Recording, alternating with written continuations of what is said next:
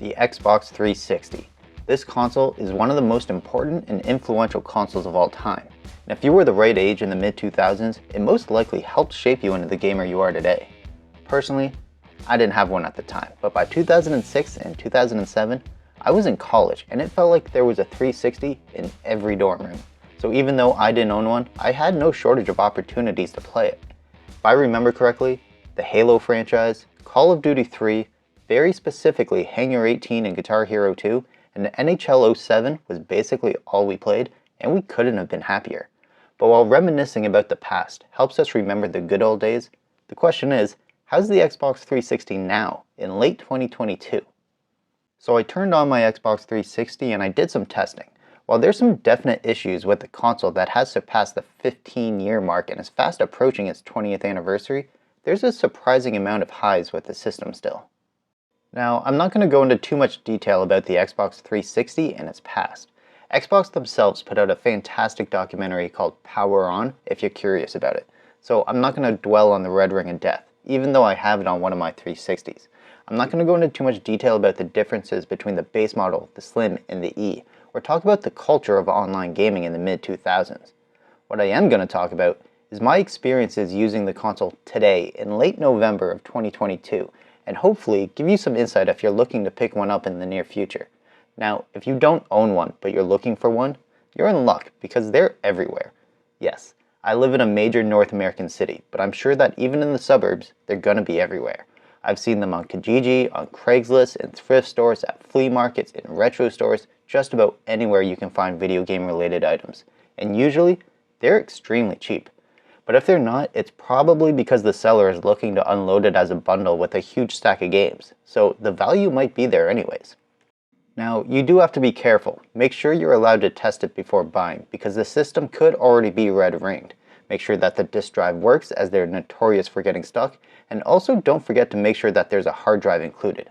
If you can find a 60GB hard drive, then you should have plenty of space. Personally, I'm using a 120GB drive and I have lots of extra space on there. The one suggestion I do have though is make sure it's a console with a standard HDMI port, as a lot of the modern TVs have gotten rid of the input jacks for composite cables. If you already have an Xbox One or Series console and you're looking for some nostalgia, then syncing your profile to the 360 is extremely easy. And if you've been claiming the free games of the month from Xbox Live Gold over the years, then you'll have a massive backlog of downloadable games right away. Now, if you're new to the Xbox ecosystem, then bad timing, because Microsoft recently stopped giving out free original Xbox and 360 games as part of Xbox Live Gold, so you won't have any free games to play. But luckily, used physical games are extremely common to find and usually extremely cheap. Now, if you can't find a specific game physically, to my surprise, the store is actually still active. You're not going to be getting a very good deal on some of the games though. As you can see here, Call of Duty 2 is still $20 Canadian, which is completely absurd in my mind. But if it's your only option, it is still available. I even double checked and tested it by purchasing Sonic Adventure for $5 and it worked perfectly. Yes, it's under the same account, so I can now play it on my Series X through backwards compatibility, but the transaction went through on the Xbox 360 just to make sure that it could. But I don't think you're going to have any issues finding physical games at a much cheaper price compared to a lot of the digital prices I saw. Yes, I understand it'll be different in some locations of the planet, but without ever seeking out 360 games, it has become my biggest physical collection, as that seems to be the console that everyone in my area donates to thrift stores. If you're using a 360 for the first time, you'll still be able to create a new profile and avatar. It actually has a good amount of customization options and you can still purchase items if you really want to. In fact, just about a week ago, I decided to use the 360 avatar feature to change mine and have it sync up to the Xbox Series X. So I now use a 360 avatar across all my Microsoft platforms. If you're big into watching TV and movies, the 360 is still an okay option as an entertainment device in a spare room or something of that nature. While your options will be limited as some of the more modern TV apps aren't compatible, you can still use Netflix, YouTube, watch DVDs. You can even still rent or buy modern movies through the movie app if you really wanted to. Now, one thing it can't do is play Blu-rays. Microsoft decided to have the system play HD DVDs instead, and we all know how that decision turned out. I actually do have the HD DVD player itself, which I found at a thrift store, but I don't have the installation disc, so I can't actually test it out. I'm going to have to keep an eye out for that disc, but even without HD DVDs or Blu-rays, the system still works perfectly fine as a backup option for watching all of your DVDs. The console has a ton of different adapters and attachments you can get. Along with the HD DVD player, if you want to use a wireless internet connection with the console, then you're going to need another adapter. This one is much more straightforward, however, as you just plug the adapter into a USB slot and input your Wi-Fi password, and you're good to go. The adapter has click tabs to snap onto the back of the system so that it sits flush and works perfectly. In fact, I actually found mine about 3 days before writing this script and had it set up within minutes after getting home with zero issues. Now, if you're going to make sure you're connected to the internet, not only are you going to want to watch videos like these on YouTube, you're probably going to want to play games online. And in theory, that shouldn't be an issue, as you can sign in and get into game lobbies as the servers do seem to still be up. The issue is, no one's playing on the console anymore. While it could just be the games I picked as I tried Call of Duty Modern Warfare 3 and Black Ops 1, but I sat there searching for games for well over 15 minutes each without any success. So if you're looking to use the system for online gaming in late 2022, I'd probably advise against it, as it's going to be a lonely experience. However, if you're looking to play through single player campaigns, then that's a different story entirely. Yes, load times can definitely be long when compared to using the backwards compatibility on a console like the Series X, but if you want to play on original hardware or you want a cheap way to experience classic franchises like Gears of War for the first time, then for the right price, the console is great. Gears of War, Halo, Forza, let alone all the third-party games, the console has a massive library of games to check out. The system is also compatible with a lot of original Xbox games, massively expanding your potential game library.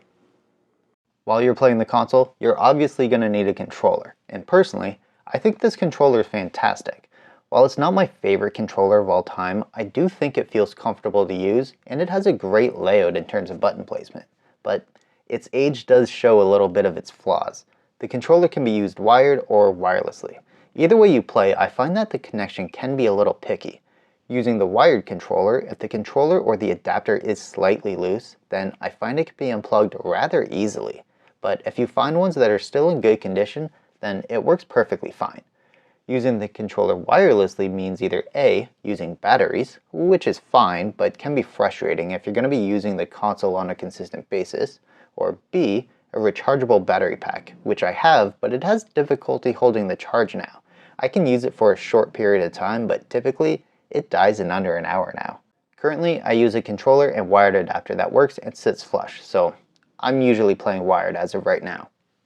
The console is one that gets a bad reputation for being flawed. Of course, the big one, the red ring of death, is something that a majority of gamers in the mid-2000s have experienced, with other issues being that it tried to adopt too many accessories and didn't really perfect any of them. Just look at the Kinect. But it's a console that defined a lot of people in 2006. Online gaming, using consoles as home entertainment machines, and franchises like Halo wouldn't be what they are today without the Xbox 360. And honestly, I still don't think it's too late to get into the system. Yes, the Xbox One and Series X have backwards compatibility, but it's not 100%. There are a lot of games that are still only playable on the Xbox 360. And if your goal is to play the single-player campaign or local multiplayer, then honestly, I think it's still a good system to have.